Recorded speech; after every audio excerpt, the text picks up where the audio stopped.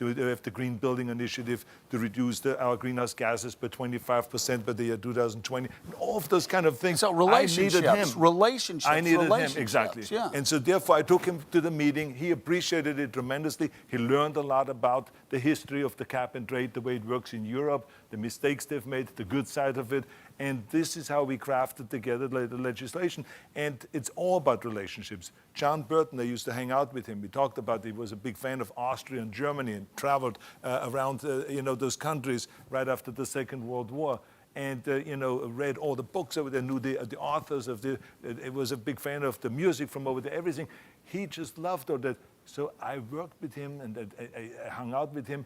You need to build relationships. This is extremely important. And today, everything is done on the internet and everyone is texting and everything. There's no more personal kind of relationships. Legislators go and leave Washington on Thursday afternoon. They're gone, so they're not hanging out together anymore like in the old days. That's one of the biggest complaints. And that makes a huge difference in Washington, where on the weekends, families used to hang out together.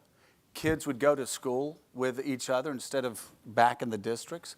And that made a huge difference. But you'll have a lot of people now that will be very cynical about relationships actually mattering.